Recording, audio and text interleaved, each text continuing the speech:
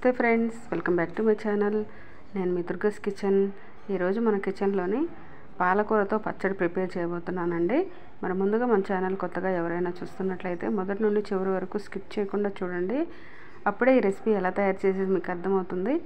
మనం రకరకాల పచ్చళ్ళు చేసుకుంటూ ఉంటాము. ఒకసారి పాలకూరతో కూడా పచ్చడి ప్రిపేర్ చేసుకుని తింటే మాత్రం చాలా బాగుంటుంది. టేస్ట్ అయితే మాత్రం చాలా అమోఘంగా వచ్చింది. మరి మీరు కూడా మీ ఇంట్లో ఒకసారి ట్రై చేయండి. ఎలా ఉందో మాకు కామెంట్ చేయడం మర్చిపోకండి. మరి వీడియోలోకి వెళ్ళి చూసేద్దాము. ఇక్కడ నేనైతే ఒక మీడియం సైజు 3 కట్టలు తీసుకున్నాను. పాలకూర శుభ్రంగా కడిగి ఇలా కట్ చేసి వడారబెట్టాను. వాటర్ మొత్తం వడారిపోయేటట్టు గిన్నెలో పెట్టి అలా ఉంచాను. ఇప్పుడు మిగతా ప్రాసెస్ చూసేద్దాము. ఒక బాండీ తీసుకున్నాను. ఫస్ట్ అయితే అది స్టవ్ వెలిగించుకొని పెట్టాను. అది కొంచెం వేడైన తర్వాత పచ్చిమిరపకాయలు అయితే నేను ఒక 10 వరకు తీసుకున్నాను. మీరు మీ టేస్ట్ తగినట్టు కారం చూసి వేసుకోండి. ఇందులో నేను ఎండుమిరపకాయలు కూడా 4-5 వేస్తున్నాను. ఇవి కూడా వేసుకుంటే బాగుంటుంది పచ్చట్లోనైతే.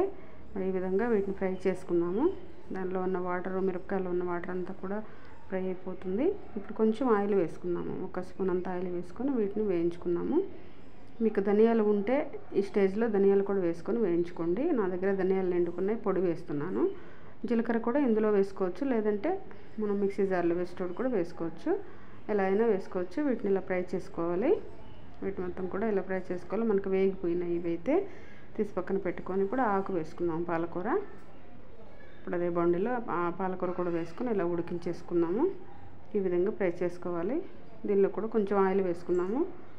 తగినంత ఆయిల్ వేసుకొని ఉడికించేసుకుందాం. దీన్ని కూడా మీడియం ఫ్లేమ్లో ఉంచుకొని ఇలా కలుపుతూ ఉడికించుకోవాలి. చాలా టేస్టీగా వచ్చిందండి పచ్చడి అయితే. మనం రకరకాల పచ్చళ్ళు చేస్తూనే ఉంటాము. మరి దీంతో కూడా ఒకసారి ట్రై చేసి చూడండి. మరి ఎలా వచ్చింది మీకు కూడా రుచి అనేది తెలుస్తుంది. మరి మెంతులు నేను మిరపకాయల్లో వేయడం మర్చిపోయాను. మెంతులు ఈ విధంగా వేయించి దాంట్లో వేసుకుంటున్నాను పచ్చట్లో. మిరపకాయల మీరు మిరపకాయలు వేయించేటప్పుడే వేసుకోండి. మెంతులు వేసుకుంటే బాగుంటుంది. ఫ్లేవర్ అయితే చాలా టేస్టీగా వస్తుంది. మెంతులు ఏ కర్రీలోనైనా మెంతులు వేసుకొని చేసుకుంటే ఆరోగ్యానికి మంచిది, రుచి కూడా ఉంటుంది మనకి. ఎల్లిగడ్డలు ఒక 10 తీసుకొని అందులో వేసేసాను. ఇప్పుడు దీనిలో కొంచెం సాల్ట్ వేసి ఉడికించుకుందాము. ఈ పాలకూరలో ఉన్న వాటర్ కూడా మొత్తం బయటికి రిలీజ్ అయ్యి ఉడికిపోతుంది మనం సాల్ట్ వేయటం వల్ల. ఈ విషయాన్ని గమనించండి. ఇలాగ ఉడికించేసుకోవాలి. ఈ కాడలు కూడా మనకు ఒక 90% ఉడికిపోయే విధంగా ఉడికించేసుకున్నాము. ఇలా మూత పెట్టి ఒక 4 నిమిషాలు అలా మగ్గించేద్దాము. దానిలో ఉన్న వాటర్ కూడా మొత్తం రిలీజ్ అవుతుంది. ఆకు మొత్తం కూడా ఉడికిపోతుంది అన్నమాట. చూడండి, మనకి మూత పెట్టే వరకు వాటర్ వచ్చేసింది బయటికి సాల్ట్ వేసి. ఈ విధంగా ఉడికించేసుకోవాలి. ఇలా ఉడికించేసుకొని పక్కన పెట్టుకోవాలన్నమాట. బాగా ఉడికించుకున్న తర్వాత ఒకసారి కాడలు కూడా చెక్ చేసుకుందాం. మనకి ఉడికేయో లేదో అనేది కూడా చెక్ చేద్దాము. ఇప్పుడు స్టవ్ మీద నుంచి తీసి పక్క పెడదాము. చూడండి, ఈ విధంగా మనం ఇప్పుడు మిక్సీ జార్ తీసుకొని మనం ఇవన్నీ కూడా ఇంగ్రీడియంట్స్ ఇందులో వేసుకుంటూ ఒకటి 1 బై 1 వేసుకోవాలి. అలా పసుపు వేసాను, 1/2 స్పూన్ పసుపు వేసాను, కొంచెం కరివేపాకు వేసాను, 1 స్పూన్ ధనియాల పొడి వేసాను. ధనియాలు ఉంటే మీరు అందులో వేయించుకోవచ్చు. జీలకర్ర 1 స్పూన్ వేసాను. చింతపండు 1 నిమ్మకాయ సీజన్ తీసుకొని శుభ్రంగా కడిగి అలా పెట్టాను. ఈ విధంగా చింతపండు వేసుకొని అలా కడుక్కొని పెట్టుకోవాలండి నీట్గా. ఈ విధంగా వేసుకొని ఉంచుకున్న తర్వాత సాల్ట్ తగినంత వేసుకోవాలి. మనం పాలకూరలో వేసాము ఉడికించేటప్పుడు, అది చూసి మైనస్ చేసి వేసుకోండి. లేకపోతే ఎక్కువైతే పాలకూర తినబుద్ది కాదు. ఈ విధంగా ఉడికించేద్దాం. మనకు ఆకు మగ్గిపోయింది, కాడలు కూడా ఉడికిపోయినాయి.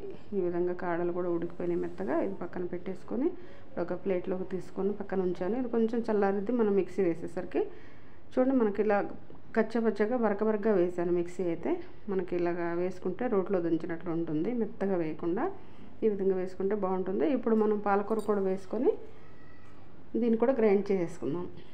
మనకంతా కూడా లాస్ట్కి కచ్చపచ్చగా ఉండాలి. రోట్లో దంచిన ఫ్లేవర్ మంచిగా ఉంటుందన్నమాట.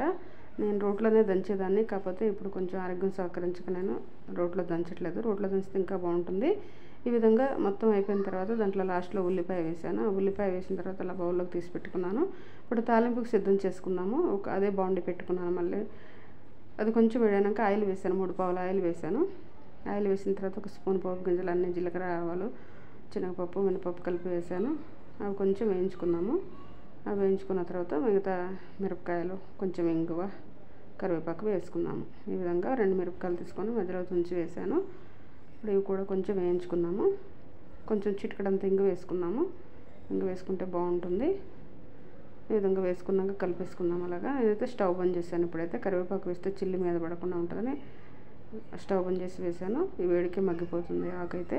మిరపకాయలు కూడా మన కలర్ చేంజ్ అయ్యాయి. ఇప్పుడు పోపు రెడీ అయిపోయిందండి. మనం ఇప్పుడు తీసి పోపింది దీనిలో వేసేసుకున్నాము. పాలకూర పచ్చట్లోనే ఈ విధంగా వేసుకున్న తర్వాత మరి మన తర్వాత రుచి చూడడమే. మీ అందరూ కూడాను తప్పకుండా ఒకసారి ట్రై చేయండి. మనకి ఎంతో గుమగుమలాడే పాలకూర పచ్చడి రెడీ అయిపోయింది. ప్రతి ఒక్కరూ మిస్ అవ్వకుండా చూడండి. ఈ వీడియో చేయడం వెనుక ఎంత కష్టం ఉంటుందో ప్రతి ఒక్క వ్యూవర్ కూడా ఆలోచించి ఒక్క లైక్ ఇవ్వడానికి ట్రై చేస్తారని మిమ్మల్ని మరీ అడుగుతున్నాను. మరి తప్పకుండా ఒక లైక్ ఇవ్వండి. వీడియో ఓపెన్ చేసి ఒక లైక్ ఇవ్వండి, షేర్ చేయండి, సబ్స్క్రైబ్ చేయండి, మరియు బెల్ ఐకాన్ క్లిక్ చేయండి. తప్పకుండా వీడియో ఓపెన్ చేయండి. మా కష్టాన్ని గుర్తించండి. మరి నాకు హెల్త్ సహకరించకపోయినా నేను ఎంతో ఓపికతో చేసుకుంటూ ముందుకు వస్తున్నాను. మరి తప్పకుండా మీరు వీడియో ఓపెన్ చేసి ఒక లైక్ ఇస్తారని అనుకుంటున్నాను. Thank you. Bye bye. నమస్తే, నేను మీ ఆనంద్. ఆల్రెడీగా దుర్గా కిచెన్ గురించి నేను చెప్పాను ప్రీవియస్ వీడియోలో. చాలా మంచి వంటలు దీంట్లో చేసి చూపెడుతున్నారు. సో ఇంట్లో ఆడవాళ్ళు వాళ్ళ హస్బెండ్స్ కానీ పిల్లలకు నేర్చుకొని మంచి వంటలు తినిపించచ్చు. అది నేను ప్రీవియస్ వీడియోలో చెప్పాను. సో అప్పటికి ఇప్పటికి ఎంత చేంజెస్ వచ్చినాయంటే, నాకు చాలామంది నేను ఎవరికైతే ఈ లింక్స్ పంపించానో వాళ్ళ ఫ్రెండ్స్కి కానీ వాళ్ళ చుట్టాలు కానీ పంపడం జరిగింది.